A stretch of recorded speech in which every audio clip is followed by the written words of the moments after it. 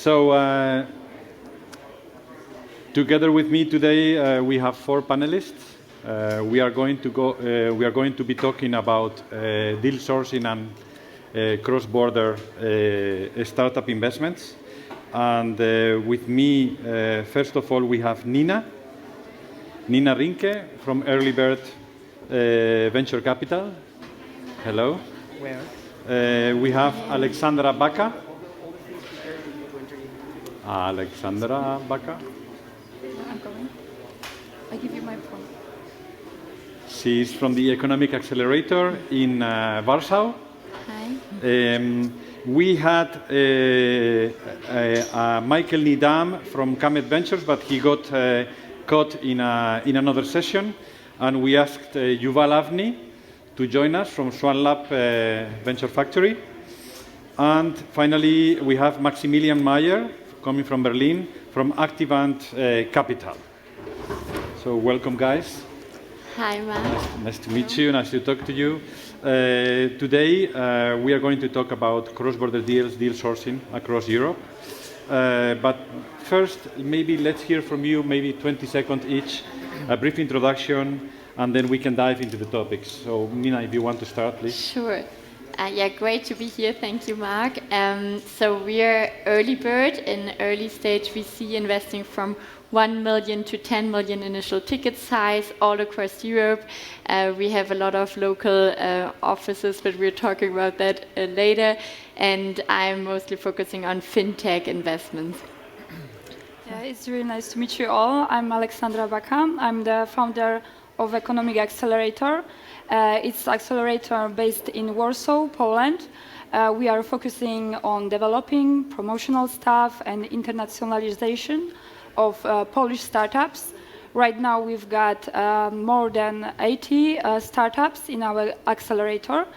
And we are here with 3 of those companies, so please visit our stand here at the exhibition floor. Hi, I'm Yuval Avni. I'm from Swan Lab Venture Factory. I'm the co-founder. We invest in early stage here in Spain, and I'm also the managing partner of a fund in Israel. We always look for innovation. Max?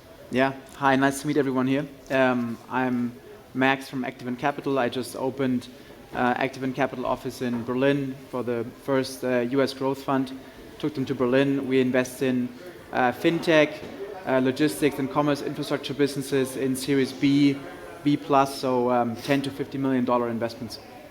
Fantastic. So I think we have a great panel. I was able to talk to all of them and lots of ideas and things to exchange.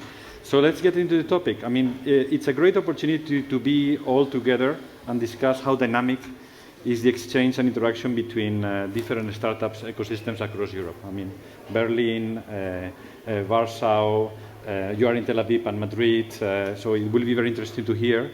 This event is another proof that the borders are falling, and also when finding best deals and getting across, we can find great deals and see how we can get across opportunities across Europe. But sourcing deals cross-border isn't an easy activity. So I think we have a lot of here interesting, great entrepreneurs and investors. And I think they are eager to know your formula to find and promote the best opportunities in Europe. So let's share with them some of your best hacks. I think one of the questions that we all have is, how do you spot the best deals? The VCs, how do you spot the best deals when it's cross-border activity? So maybe Nina, you want to start with us.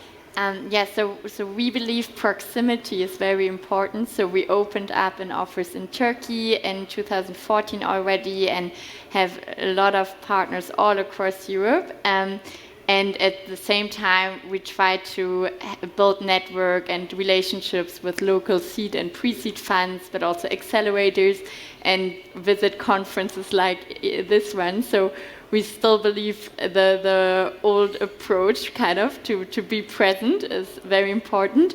At the same time, with COVID, we realized that we could even invest in a fully digital process. So we invested in UK, even though we couldn't travel there, and we did a complete process over Zoom, and it worked. So you're absolutely right. I think the movement is clearly towards cross-border investments without physical presence, but we still think spotting the best opportunities is very much belongs to personal relationships and having Indeed. Max actually. Yeah, presence. same Yeah. here, right? Because we just opened an office in Berlin, and ultimately we think Europe is such a great opportunity.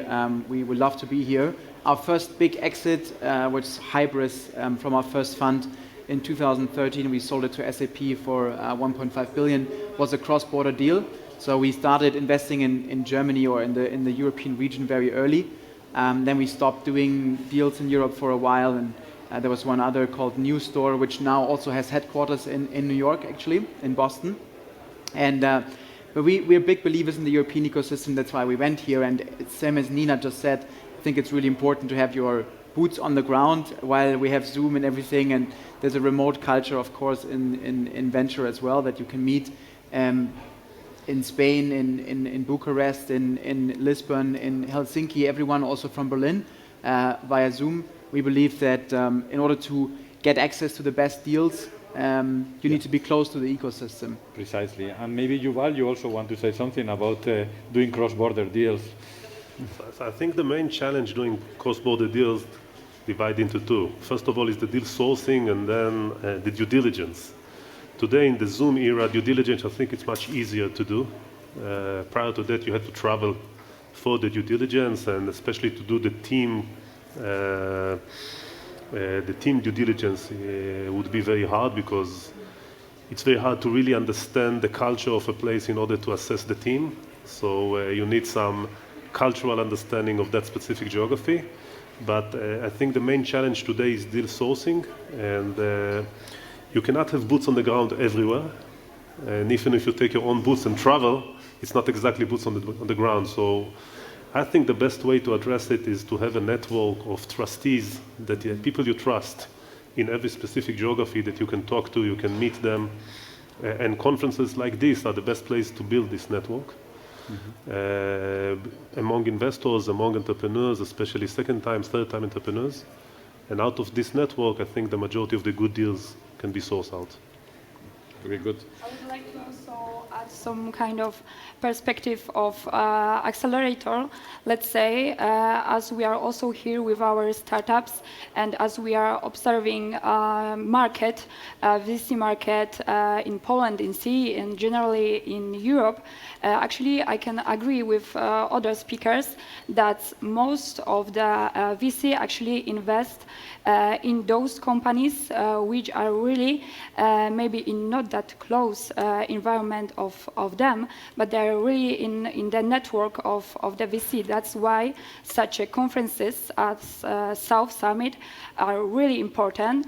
And this is the advice for all you who actually have startups, to speak as much as you can with VC, to know each other, to show your company what you are doing, because that's how you get to know each other, and that's how you build relations. You can say anything, but VC is right now mostly about relations, and that's how you build your network here at such conferences. So just feel free, for sure, to speak to other panelists, get to know each other. Maybe those will be your next investors. This is actually a very good point, because today there is more and more investors and more capacity to invest across Europe, and VCs are crossing borders to find very good deals. So how do you differentiate yourselves? What makes you unique in front of the entrepreneurs? Because it's not anymore about the VCs choosing the entrepreneurs, it's entrepreneurs choosing the VCs. So how do you do it? Absolutely, yeah. What do you offer? That's true. So we have the approach to invest very early, so come in at seed stage, investing between 1 and 10 million, and then we are partner for whole life cycle of our startup. So we have also growth fund, and we are capable of investing in a long-term strategy. And at the same time, we focus, so we try to keep the portfolio relatively small so that we can focus very much on the companies we invest in. So we always come in as a team of two, one partner with a lot of experience as board member and one professional as board observer. And then you have a lot of exposure to us, but also to a VP people that we have in-house or VP communication that can support you with all kinds of topics, but also facilitate introductions to other companies in our portfolio, because we exist since the 90s, so we have a lot of success stories and all kinds of portfolio companies, and we try to be a community and facilitate introductions as much as we can. Yeah. I mean, for us, it's two things really. One is domain knowledge. So as I mentioned in my intro, we only invest in commerce infrastructure, logistics, fintech. That is like 90% of our portfolio, right? So in those segments, we know all the companies that are relevant, and we know we know our shit, you can say, right? So we just know what we're talking about, and we can hopefully advise the entrepreneurs that they focus on the right things when building their company, when scaling their company. So that's number one. And number two is, so we act as a partner on the board. We always take board seats. And number two is we have built up an operations team, essentially, led by a guy that was 25 years at McKinsey. We have someone that is taking care of branding for the startups that we invest in, for the scale-ups. We have someone who's taking care of recruiting, actively advising how to scale and structure your organization, next to all the strategic points that we discuss in the board. That is something that many entrepreneurs appreciate because it's quite unique. So if we come in, we not only come in as a board member and as a capital investor, but we also help really on the ground to get your team ready for scale and to build the best brand possible. Good. Yuval, you may want to add something. I think that it's quite obvious that everybody says that they bring the experience and the domain expertise, and indeed, I think everybody in the VC brings some domain expertise, and it's really hard to differentiate yourself. Actually, in Crossborder, it's easier because you bring a flavor of a different country. And I think that's part of doing cross-border investment can be of virtue, but it depends from world to world. So for instance, if you will try as an investor from Spain, go to the UK, I'm not sure that the flavor you will bring will be in your value. But if you go the other way around, I guess a Spanish entrepreneur will be very acceptance to have a UK-based investor saying that they can open the UK market for them. So I think you should build, as an investor, you should build your story in accordance to the real value you can bring, and then the other way around, as an entrepreneur, you need to build your install base of investors that can really serve you and can help you with opening, with networking, and moreover with the good advice. And the most important one, they will be experienced enough not to interfere. So I think that's the most important part. Actually, in that, Alexandra, you have a lot to say as an accelerator, helping companies find the right way. Yes, exactly. If it comes to how we differentiate ourselves to other accelerators in Poland, because as it was said, we are operating in Poland, and unfortunately right now we are helping just Polish companies, but in the future, I think in next year, we also will be helping other companies from other countries, especially from C region. Our main differentiation is the fact that we are really focused on internationalization. That's why we are actually here on this conference. Last week we were on the T&W in Amsterdam. Next week we are going on GITEX in Dubai, then Web Summit, then Slash. There is a lot of conferences which we are attending with our startups, because we are thinking that going global is really important for companies. It broadens their market. We are not, those companies are not closed just on, for example, Polish, Ukraine, Belarus market. They are going to Western countries. They are talking, as we said before, with other VCs from Western countries. They get maybe not the first round of the financing, because first round of financing actually is most mostly done by Polish VCs, but second, third round of financing, if it comes to our startups, are mostly from the VCs from Western countries like Germany or UK. So we are really focusing on internationalization, and I think that every company from each country should really focus on that aspect of operations, because it's like getting you more market. Yeah. I fully agree, yeah. I think that's also what European companies should focus on, because in the US you have like a huge market from the beginning, but in Europe you are kind of forced to internationalize fairly quickly and to have like the chance to build a unicorn or very significant company in the end. I will also add one thing, because you can see, for example, Estonia market and Estonian companies. The market there is really small, so they should then actually do it from the beginning. They are thinking global. They are actually making those startups. Of course, everyone knows Skype, for example. That's I think the most common example. And you know, like those startups are looking for connections from the beginning abroad, because market there is really limited. The customers, there are just limited amount of customers there in Estonia. So they are looking for other countries, like Baltic countries, sea countries, but most of them, they are thinking about going to Western countries and they're further abroad. Yeah, that's a good point. And I have changing the subject a little bit. I have a question for those of you who are investing in different locations across Europe, or actually when we discuss, Yuval and I, the differences that we see in the teams, in the entrepreneurs, in the setup of the startups in the different locations. Do you see that there is a convergence on the way companies are set up and led, or do you still see specific characteristics market by market, and how do you overcome that, or you resolve that? I don't know.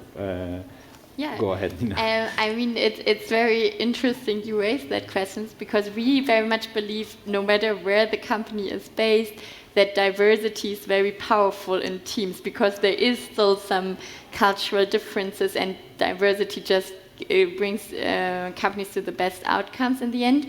And it's very like funny that you raised that question, because when you listen to the pitches of founders from different countries, it's completely different. Just the tone of the tonality and the way they pitch. So US founders tend to think very big and pitch great visions, while European founders still tend to be very operational focused and more excellence in execution, and the mix is perfect in the end.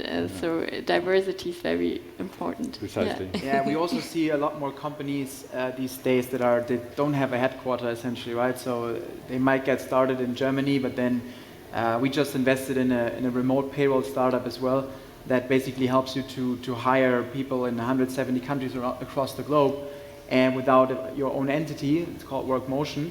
And so basically through this whole scheme,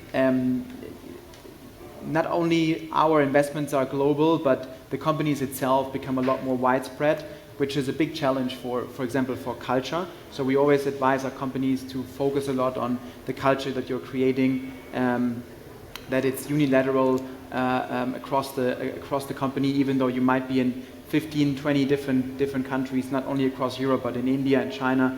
And so we see more and more companies that are building remote first, and it's quite an interesting trend.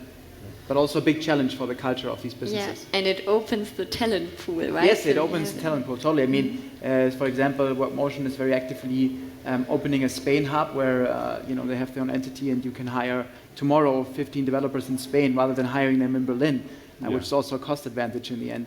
And the talent is even as good as it is anywhere else. So Corona has changed a lot of things and you discussed briefly about how to assess a company and how to evaluate a company. But still, what are the main barriers you have to overcome when analyzing a company? What are the things, the key elements you are looking for? Remotely, physically present, what are the main elements? Maybe Yuval, you want to... Again, I'm trying to think what is relevant for cross-border rather than a normal investment. So without taking, of course, out of the equation all the normal things we are assessing in an investment, when you do cross-border, I think the team side is very important.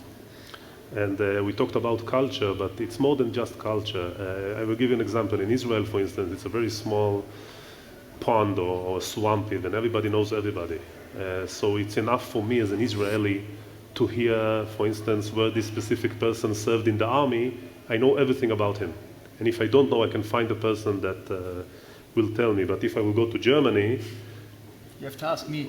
Exactly. I don't have the skill set to really assess the person in front of me. And that's where I think the main challenge is, how to assess the people in front of you. And even looking at the history, I'm not sure it's enough, because you have to read between the lines, not just what it's presenting to you. And that's where we talked about boots on the ground before. Even if you have the best Australian boots, it will help you nothing. Yeah, you really need somebody with some internal understanding. And I think that's the main challenge eventually. Yeah, it's one of the biggest challenges for us. It's just the velocity in the market. So because of Corona, obviously Zoom exploded and everything is remote. So before, if a company wants to raise a Series B, they probably would fly in, all the investors would fly in that came from US or other countries to meet the startup. So there was already a level of time lag, let's say, right? Meeting all those people and then getting access to the data room.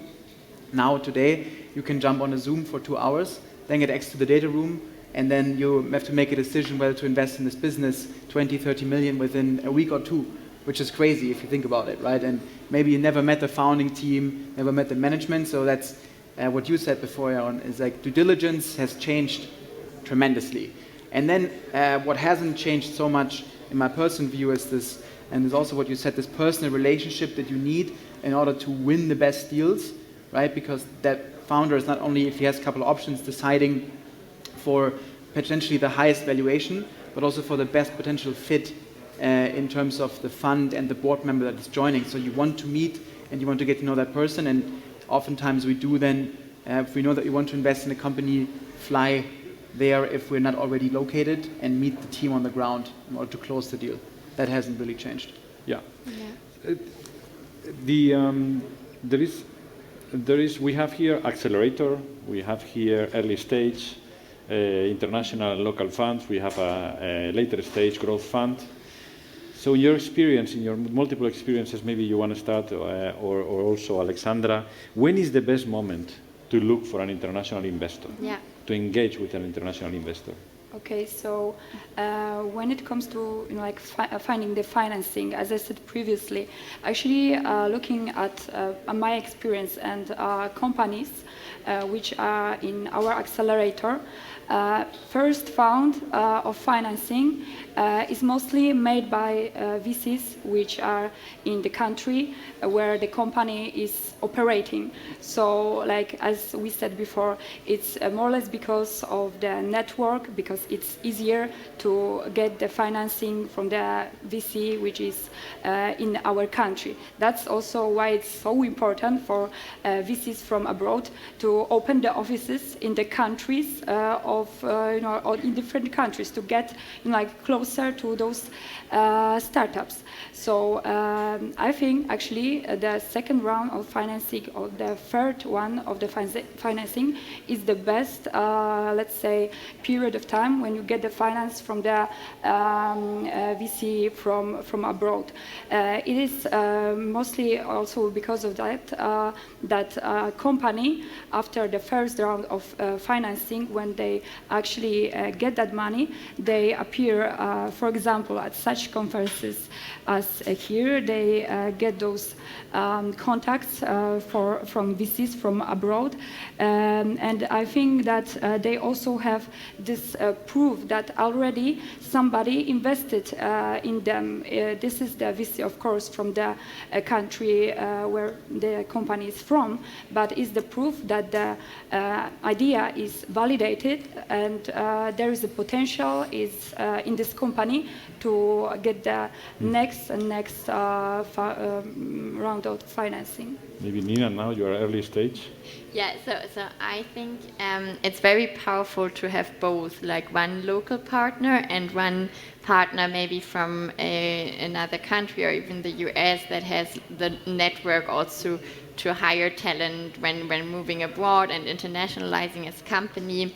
And I think it's very powerful to have both, like as you say, like an early stage local fund that likes to also join you as a kind of an operator and supports you very much. That's also what we try to do. And then kind of later on partner with a large international brand that helps you attract talent globally. Yeah. So I think it's a case by case, but altogether we are now in a market where entrepreneurs has a lot of power because there is money looking for investment, there is abundance of money if you have the right idea. So as an entrepreneur, you should build your board of directors and your investors in such a case that will serve you in a sense. So depending on your specific case, if you look globally since inception, you look to have global investors since inception. Mm-hmm. If you look locally, you need better local investors. If you are very keen on a specific sector, you might have an investor that is keen on that specific sector as well, like fintech, for instance. So I think it's something you should build, and it's part of the strategy. And it always strikes me that entrepreneurs look at money in a sense of whatever get, I'm okay, but you shouldn't look at it that way, and you should plan it in advance. Like you are planning your team, like you are planning your go-to-market, etc., you should plan your investors. And I think in today's market, it's doable. This is a very good point, because I was going to ask Max, so on your Series B, Series C investments, who approaches you? The previous investors of the startup or the entrepreneur? What is the balance there? Yeah, typically we get approached, or we have the network of seed investors and Series A investors that we are in regular catch-ups with about their portfolio and how it's doing. But it's always important to have, I mean, if you are in a local market, it's easier to get directly to the entrepreneur. But especially if you do cross-border, it's much more efficient and also better to basically be in touch with all the local seed and Series A funds in order to then partner up with them and get access to the best deals. In the end, the entrepreneur decides who is joining the board. And that's why you need a direct relationship with that person too. But typically, I would say 70% of our deal flow cross-border comes from other funds. Yeah. In our local markets, it's a little bit different. Yeah. Okay. So we have just a few minutes. So let's have one final thought about cross-border deals in Europe. I mean, in the US, it's one huge market. Everything is interconnected. In Europe, we still have regions and different stages of development of the markets. But in the years ahead, how do you see the European ecosystem evolving in terms of cross-border deals? How do you see that, for example, Nina? Yeah, I think that COVID will have a lasting impact on that, and that borders are opening up more and more. And that's also why we're here, and we would love to meet you guys and meet more Spanish startups. So. Okay. Yeah, if it comes to my opinion, I think that Corona time showed us that those borders really disappear, and it doesn't matter if we are in Europe, US, Asia. It's getting more and more easy to get financing from the VCs from different regions. Right now, VC get closer to startups. Startups get closer to VCs thanks to those all online tools. And I think that this is the future. That those borders are disappearing, and we will together create a better tech world. Okay. Yuval or Alex I think or Max? just to add, I don't want to repeat what everybody said, which I agree. I think the only thing to add here is that looking forward, we have to take in consideration that we are now in a very specific situation on a macroeconomic level. There is a lot of money, interest is very low, a lot of money is shifting into private equity, so money is looking for ideas. That's why you see much more cross-border activity. If we will have an increase in inflation, what we call the burst of the bubble, whatever will happen, this might change. So I think we are now in a period where it's the best time to do cross-border. I'm not sure it will be so, let's say, 2 years from now. Max? I mean, for us, there are no borders, and I think it will stay that way. Well, thank you. So let's keep that final thought, and I want to thank you for your time and contribution. Thanks. And I wish everybody for a happy hunting of deals, whether it is for entrepreneurs, for investors. And thank you very much for today's panel. Thank you. Thank you. Mark. Thank you.